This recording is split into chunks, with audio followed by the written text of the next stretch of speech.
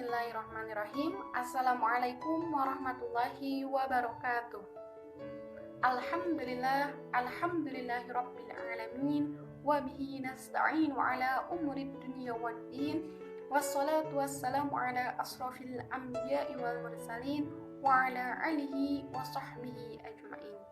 Allahumma rabbi shrah li sadri wa yassir li amri wahlul 'uqdatam min lisani yafqahu qawli. Amma ba'du. Halo teman-teman semua, nama saya Nenden Hilpadianti dengan NIM 1802310, mahasiswa Universitas Pendidikan Indonesia dari jurusan Ilmu Pendidikan Agama Islam. Pada video kali ini saya akan membahas terkait pendidik dalam pendidikan Islam dengan sebuah judul yang dibawakan yaitu Nabi Muhammad SAW sebagai seorang pendidik. Di sini saya akan mengupas sedikit dari tafsir Quran Surat Al-Baqarah ayat ke-151. Adapun pembuatan daripada video kali ini yaitu untuk memenuhi salah satu tugas ujian akhir semester dari mata kuliah Tafsir Tarbawi pada semester 6. Siapakah hakikat pendidik dalam pendidikan Islam itu?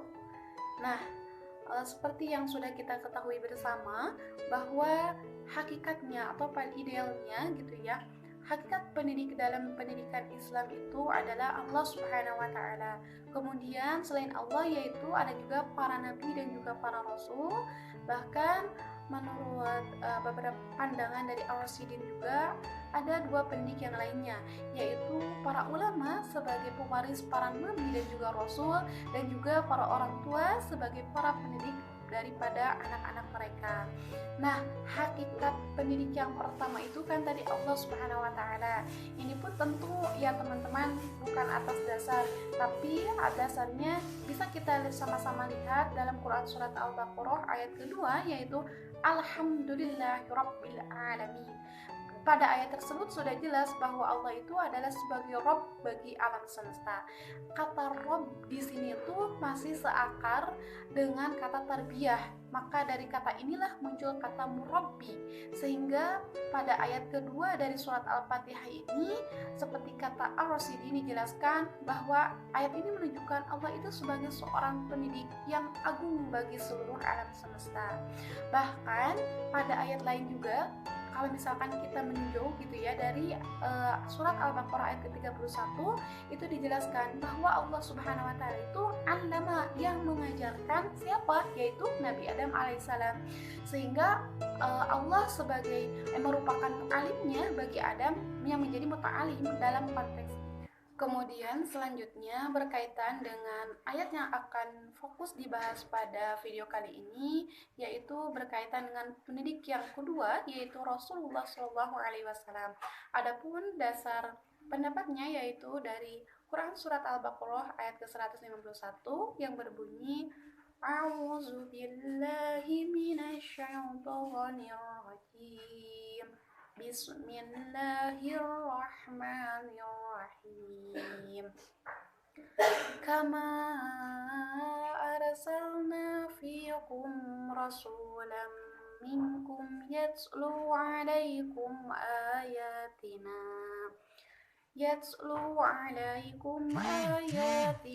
wa yuzakkikum wa yu'allimukumul kitaba wal hikmah wa yu'allimukumul ma lam takunu ta'lamun. Yang artinya sebagaimana kami telah mengutus seorang Rasul Muhammad dari kalangan kamu yang membacakan ayat-ayat kami, menyucikan kamu dan mengajarkan kepadamu kitab yaitu Al-Quran dan hikmah yaitu sunnah serta mengajarkan apa yang belum kamu ketahui. Nah, selanjutnya teman-teman perlu kita juga mengetahui yaitu berkenaan dengan asbab nuzul atau sebab turunnya dari ayat ini. Nah, pada surat Al-Baqarah ini sebagaimana kita ketahui merupakan surat Madaniyah yang terdiri dari 286 ayat.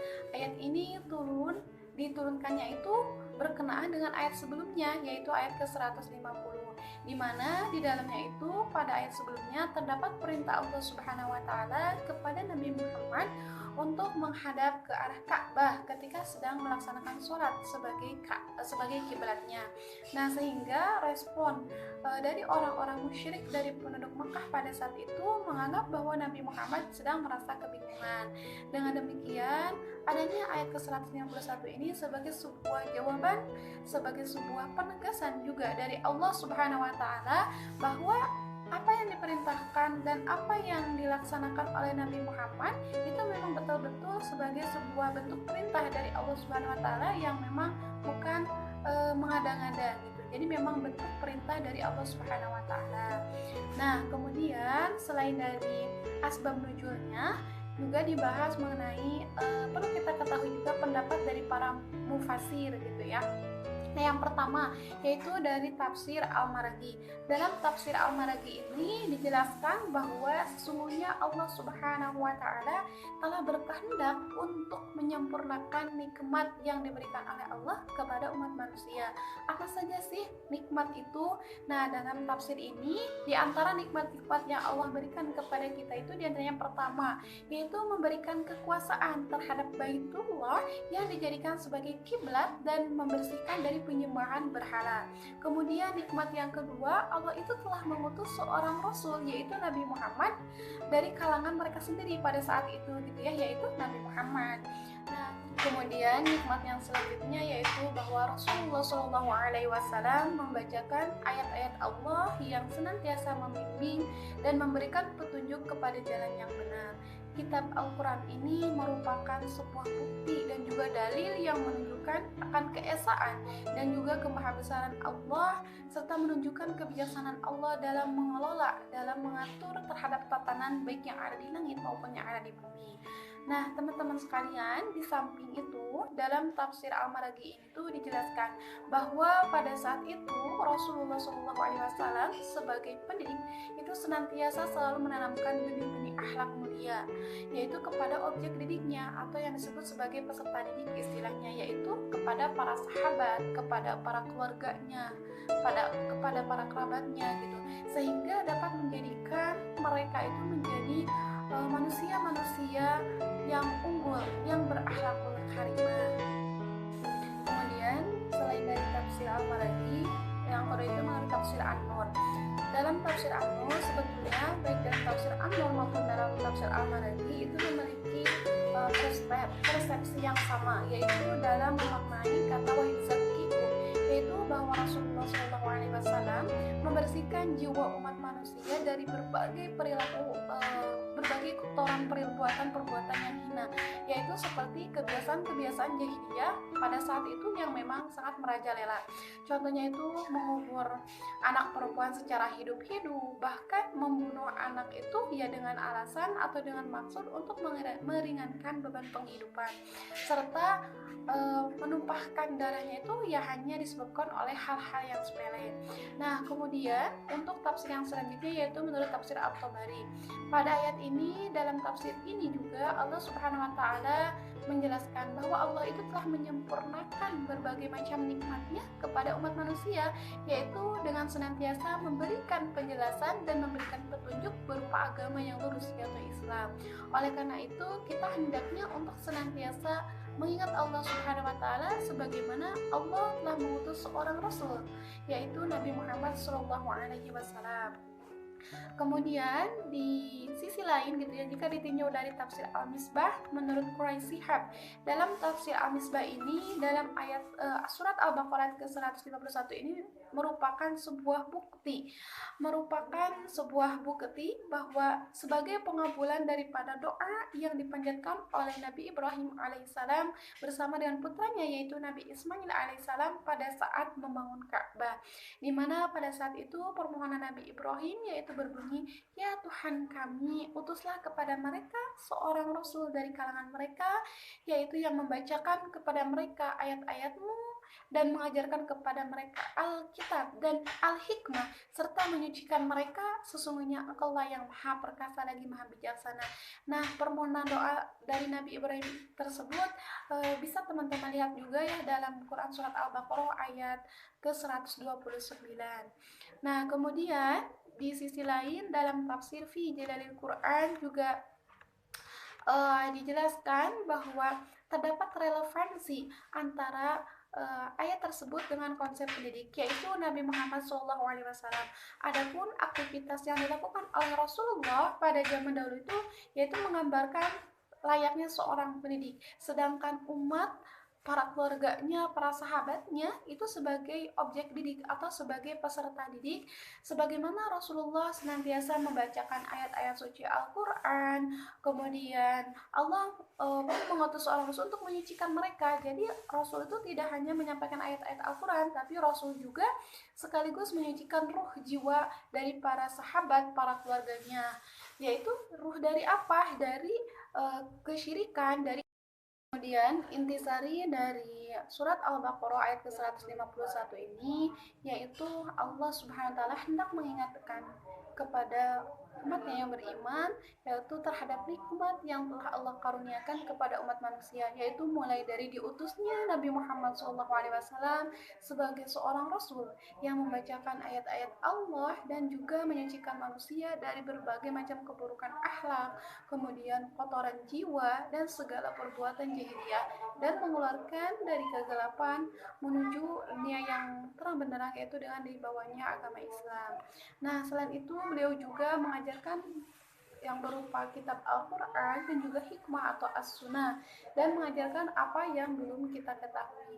Dalam Quran Surat Al-Baqarah ayat 191 ini dijelaskan bahwa konsep atau pengertian taklimnya itu tidak hanya terbatas pada pencapaian pengetahuan dalam kognisi saja gitu, bukan hanya dalam domain kognisi saja, akan tetapi juga menjangkau domain psikomotornya, kemudian psikomotoriknya juga, afektifnya juga.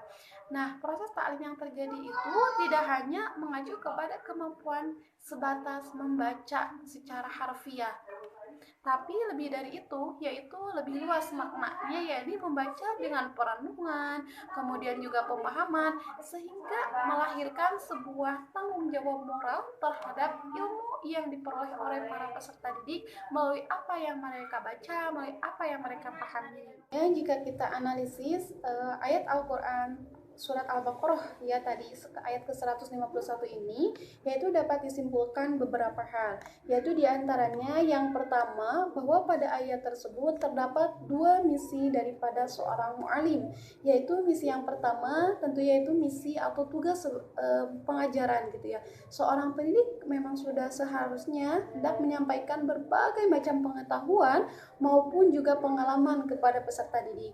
Kemudian yang menjadi misi yang kedua yaitu misi tugas mensucian. Jadi di samping seorang pendidik itu menyampaikan pengetahuan, kemudian pengalaman, seorang pendidik juga harus mampu mengembangkan dan juga membersihkan jiwa para peserta didik. Yaitu untuk apa dikembangkan dan dibersihkannya, itu agar senantiasa lebih mendekatkan diri kepada Allah Subhanahu wa taala, dan para peserta didik itu tetap pada koridor yang lurus gitu, tidak bisa menjauhkan diri dari perbuatan-perbuatan keburukan gitu, dan menjaganya agar tetap pada fitrahnya gitu. Nah, kemudian kesimpulan yang kedua bisa dikatakan bahwa mu'alim itu adalah bahwa mu'alim itu adalah orang yang mampu untuk ditugaskan dalam hal menyampaikan konstruksi bangunan ilmu secara sistematis. Jadi ini masih berkaitan gitu ya dengan misi yang pertama, yaitu misi pengajaran. Nah, selanjutnya bahwa mu'alim itu adalah orang yang mempunyai potensi yang unggul dibandingkan dengan para peserta didiknya, sehingga kelak dipercaya dapat menghantarkan para peserta didik ke arah kesempurnaan dan juga kemandirian. Jadi digarisbawahi dalam pendidikan Islam itu ya bukan hanya sekedar transfer of knowledge, jadi bukan hanya sekedar pengajaran saja yang disampaikan oleh para pendidik, namun lebih kepada membimbing yang mengandung nilai-nilai luhur agar peserta didik menjadi lebih baik, tentunya ya memiliki akhlak yang mulia. Kemudian kandungan makna yang dikaji pada ayat ini yaitu berkorelasi dengan tugas utama dari seorang pendidik yang dikemukakan oleh Al-Ghazali, yaitu untuk menyempurnakan, kemudian membersihkan, menyucikan hati manusia untuk bertanggung jawab kepada Allah Subhanahu wa taala. Selanjutnya, kesimpulan selanjutnya menurut Abdurrahman Al-Nahlawi bahwa tugas daripada pendidik itu ya sama gitu, diantaranya menyucikan, yakni berfungsi sebagai pembersih, pemelihara dan juga pengemban fitrah, menjaga fitrah dari manusia, itu ya peserta didik gitu ya dalam hal ini, dan juga menginternalisasi serta mentransformasi transfer of knowledge yang tadi, jadi menyampaikan berbagai macam pengetahuan beserta juga pengalaman dari para pendidik kepada peserta didik. Oleh karena itu, pada ayat ini diterangkan bahwa sebagai seorang pendidik yang agung, Rasulullah Shallallahu Alaihi Wasallam tidak hanya mengajarkan ilmu, tidak hanya membacakan ayat-ayat suci Al-Quran, akan tetapi beliau juga mengemban tugas untuk memelihara fitrah atau kesucian daripada manusia itu sendiri. Nah, tugas pendidik dapat disimpulkan yaitu diantaranya yang pertama adanya tugas penyucian. Maksudnya adalah pendidik hendaknya mengembangkan dan membersihkan jiwa para peserta didik agar dapat lebih mendekatkan diri kepada Allah Subhanahu wa taala. Yang kedua tentu tugas pengajaran. Maksudnya ya hendaknya menyampaikan berbagai macam pengetahuan dan pengalaman yang tadi. Kemudian yang ketiga, seorang pendidik juga harus mampu menjaga, memelihara sholatnya, kemudian amar ma'ruf nahi mungkarnya, kemudian melakukan hal-hal yang disunahkan oleh agama, memelihara akhlak agar senantiasa menjadi suri tauladan, panutan, role model yang baik bagi para peserta didiknya. Nah, pada ayat ini membahas tentang proses pembelajaran yang dilakukan oleh Nabi Muhammad SAW kepada umatnya, yaitu di dalamnya itu menjelaskan tahapan-tahapan Rasulullah dalam membina umatnya. Hal tersebut yaitu dapat diaplikasikan, bisa diaplikasikan atau diimplementasikan oleh seorang pendidik pada masa kini gitu. Dalam hal ini yaitu sebagai guru ya, sebagai murabinya terhadap para peserta didiknya. Seperti apa? Langkah pertamanya misalkan dengan menata psikologis dan rohani para peserta didik pada saat memulai pembelajaran, yaitu dengan mengkondisikan para siswa baik secara psikisnya, rohaninya agar senantiasa diarahkan hatinya itu agar terpaut pada Allah, agar apa yang dilakukan mulai dari awal pembelajaran sampai akhir itu memang bisa bernilai sebuah ibadah, karena salah satunya itu kita dengan senantiasa bersyukur kepada Allah atas karunia yang telah Allah berikan kepada umat manusia, yaitu sebagaimana yang sudah dijelaskan pada ayat ini. Dan jika dikerucutkan lagi, bahwa seorang pendidik dalam melakukan pendekatan pembelajaran khususnya gitu ya dalam pembelajaran agama Islam sebagaimana yang terkandung dalam Quran surat Al-Baqarah ayat ke-151 ini bisa melakukan 5 pendekatan, yaitu pendekatan yang pertama dengan pendekatan tilawah atau dengan membaca, kemudian yang kedua yaitu pendekatan tazkiyah atau pembersihan dan juga pengendalian perilaku daripada para peserta didik agar terarah lebih baik. Kemudian pendekatan yang ketiga adalah pendekatan taklim al-kitab, yaitu pembelajaran Al-Quran. Kemudian pendekatan yang keempat adalah pendekatan taklim al-hikmah atau pembelajaran dengan hikmah, dengan sunnah-sunnah Rasulullah.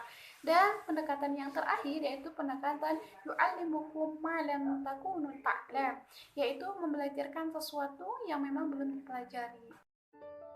Ya, sekian yang dapat saya sampaikan. Sependek pengetahuan saya, mohon maaf apabila masih banyak sekali kekeliruan ataupun hal-hal yang kurang tepat dalam menyampaikan materi pada video kali ini. Mudah-mudahan sedikitnya ada hikmah ataupun manfaat yang bisa teman-teman ambil. Terima kasih atas perhatiannya. Wabillahi taufiq wal hidayah. Wassalamualaikum warahmatullahi wabarakatuh.